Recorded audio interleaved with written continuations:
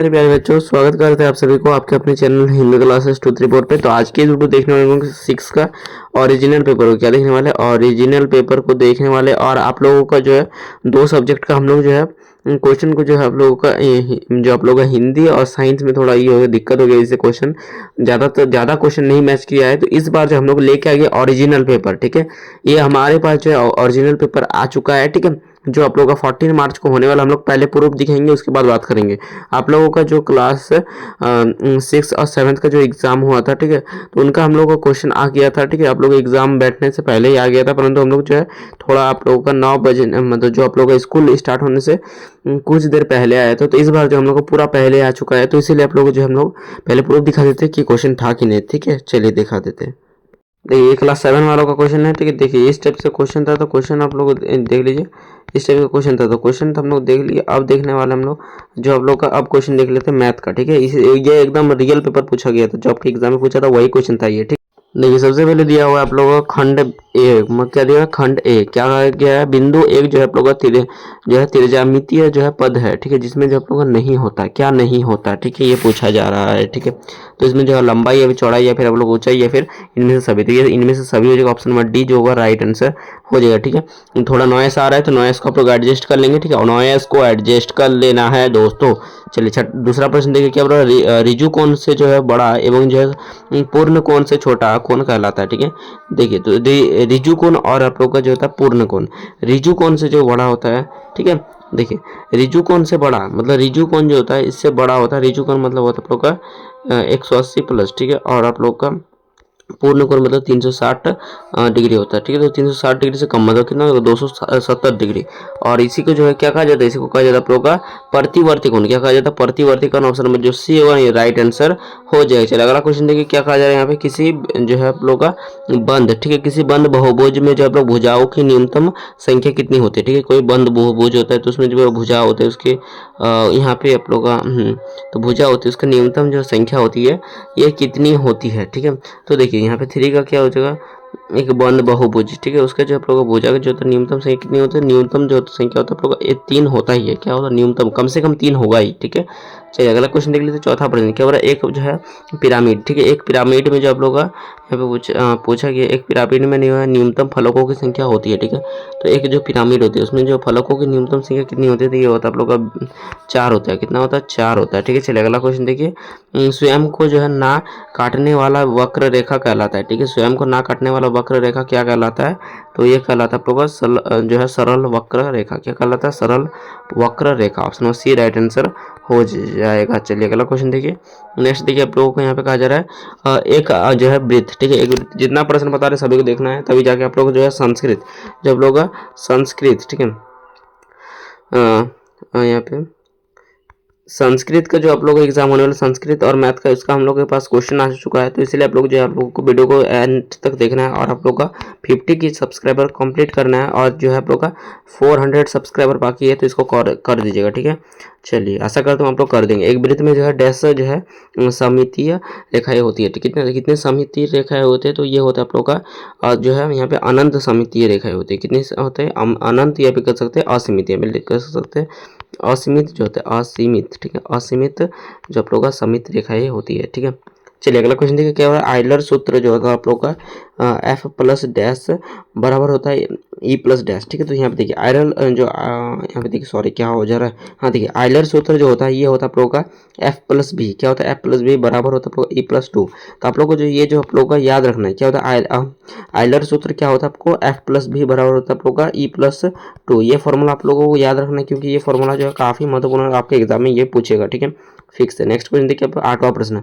8वां प्रश्न में पूछा जा रहा है आप लोगों का यहाँ पे, क्या बोल रहा है आप लोगों को, किसी वृत्त में जो है आप लोगों का चाप और जो है संगत जीवा, ठीक है, से जो घेरा क्षेत्र डैश कहलाता है। ठीक है, तो घेरा जो क्षेत्र होता है उसको क्या कहा जाता है। ठीक है, तो उसको वृत्तखंड कहा जाता है। क्या कहलाता है, वृत्तखंड। यहाँ पे लिख देना है वृत्तखंड, वृत्तखंड। ठीक है, चलिए अगला क्वेश्चन देखिए, नेक्स्ट याद करते चलना है, जो आप लोगों को प्रैक्टिस भी करते चलना है, क्योंकि ये मैथ है। ठीक है, देखिए यहाँ पे कहा जाए सही मिलान करें। ठीक है, वृत्त की सबसे बड़ी जीवा किसे कहा जाता है, ये आप लोगों का फिक्स है, 100% ये क्वेश्चन छपेगा। वृत्त की सबसे बड़ी जीवा कौन होता है, व्यास होता है। और अर्ध व्यास किसे कहा जाता है, त्रिज्या को कहा जाता है। किसे कहा जाता है, त्रिज्या को कहा जाता है। नेक्स्ट क्वेश्चन देखिए आप लोग यहाँ पे 10वां नंबर, क्या बोला, सही मिलान करें। ठीक है, घन के फलकों की संख्या कितनी होती है, तो घन का जो एक होता है फलक और एक होता है घन के शीर्षों की संख्या। ठीक है, फलकों की जो संख्या होती है ये होता है आप लोग का, घन के फलकों की संख्या होती है 6 और आप लोग का शीर्षों की संख्या होती है 8। ठीक है, इसको याद रखना है। ठीक है, अगला क्वेश्चन देखिए यहाँ पे कहा जा रहा है आप लोग का सब्जेक्टिव क्वेश्चन देखिए क्या कहा जा रहा है आप लोग का,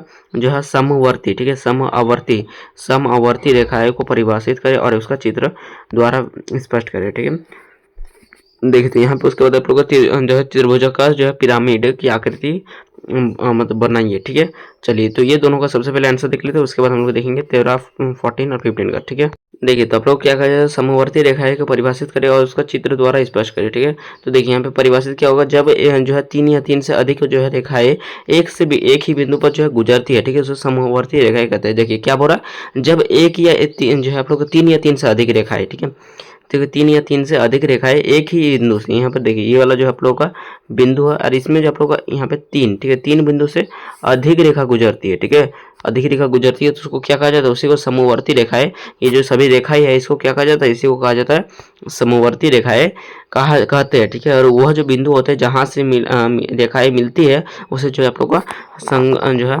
संगमन बिंदु कहा जाता है। ये जो बिंदु होता है, बिंदु को क्या कहा जाता है, संगमन बिंदु कहा जाता है। ठीक है, याद रखना है। और देखिए यहाँ पे चित्र द्वारा क्या होगा, जो हम लोग चित्र देखिए यहाँ पर बना भी दिए थे। क्या हो रहा है, आप एक जो है बिंदु बनाइए, यहाँ पे देखिए इस टाइप से बनाए थे एक बिंदु और उसमें जो है चारों बीचों के जो है आप लोग का गुजरिए। ठीक है, ये जो है आप लोग का इस टाइप से आप लोग क्या तीनों जो है 3 रेखाएं खींचिए। ठीक है, 3 रेखाएं, जैसे कि एक्स के यहाँ पे 3 रेखाएं खींचने बोला गया है। ठीक है, तो देखिए यहाँ पे आप लोग का 2 हो गया और यहाँ पे 3 हो गया। ठीक है, जैसे जो है एक्स की आकार में जो है यहाँ पे हो जाए, खींचा जाए। ठीक है, इस प्रकार आप लोग आकृति हो गया। चलिए अगला था 12 नंबर, त्रिभुजाकार पिरामिड का जो आप लोग आकृति बनाइए। ठीक है, तो देखिए यहाँ पे त्रिभुजाकार पिरामिड। ठीक है, तो देखिए त्रिभुजाकार पिरामिड का आधार। ठीक है, यहाँ पे देखिए ये हो गया पिरामिड आपको इस टाइप से होता है ना, चलिए वो बना देते हैं। तो ठीक है, ये होता है आपका आधार हो गया। ये क्या हो गया, आधार हो गया। और आधार जो होता है फलक भुजा। ठीक है, आधार और जो है सभी भुजा ये फलक भुजा होते हैं। ठीक है, इससे बनने वाले एक जो होता है भुजा बनाए और इसके तीनों कोनों को जो है आप लोग का इस टाइप का होता है। ठीक है, इस टाइप का होता है आप लोग का पिरामिड, इसका हो गया वनिष्ठ भुजा मिलती है। चलिए अगला देख लेते 13 का आपका। देखिए नेक्स्ट हम लोग 13 नंबर क्वेश्चन है आप लोग का, आयत का क्षेत्रफल क्या होता था। आयत का जो क्षेत्रफल होता है, जो आप लोग का आयत का क्षेत्रफल भाग जो होता है चौड़ाई और डैश यहाँ पे क्या मिलता है। ठीक है, तो यहाँ पे मिलता है आप लोग का क्या मिलता है, आपको वो यहाँ पे बताना है। उसके बाद देखिए यहाँ पे क्या बोला आप लोग आयत का, यहाँ पे बोला परिमाप निकालने। ठीक है, तो आयत का परिमाप निकाल देंगे। उसके बाद आप लोग तिर्यक रेखा क्या होती है इसको भी बारे में बता देते हैं। तो देखिए यहाँ पे आप लोगों को क्या बोला गया था, जो है आयत का क्षेत्रफल। ठीक है, मैं 13 नंबर में पूछा गया था।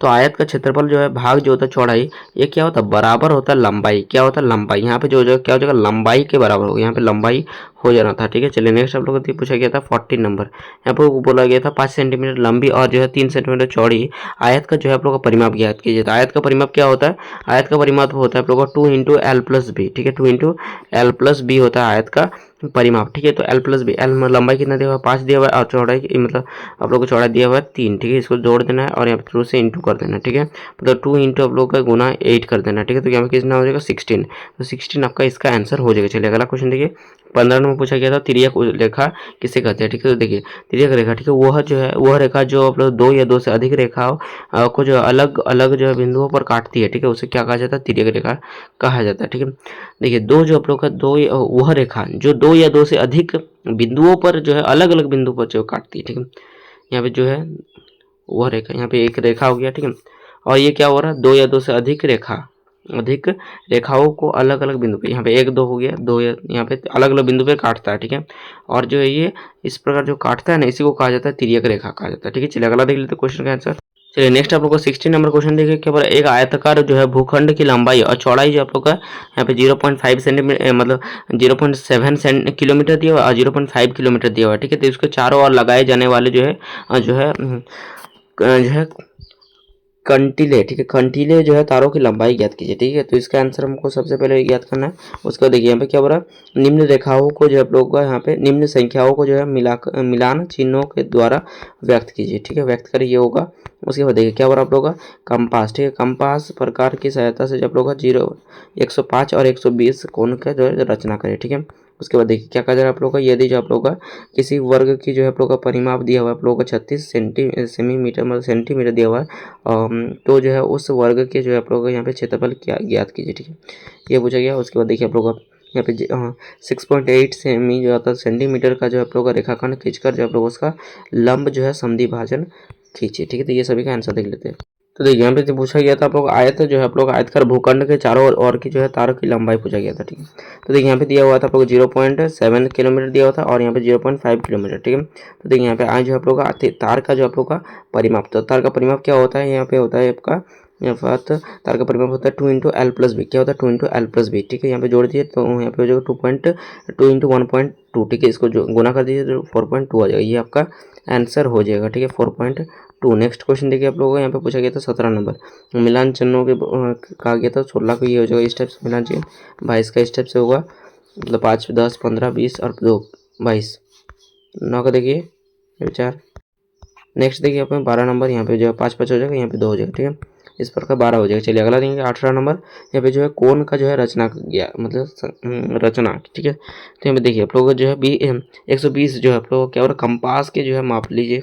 यहाँ पे देखिए एक कंपास ले लीजिए, यहाँ पे इस टाइप से माप ले लीजिए और उसके जो आप लोग यहाँ पे माप लाइए और फिर उस जो है त्रिज्या से जो है पहला काट 60 डिग्री। यहाँ पे जो है पहला आप लोगों का 60 डिग्री। 60 डिग्री कैसे काटते हैं, यहाँ पे कंपास होता है इस टाइप से आप लोग इस प्रकार घुमाया जाता है ना। तो देखिए पहला देखिए इस टाइप से आप लोग का 60 डिग्री होगा।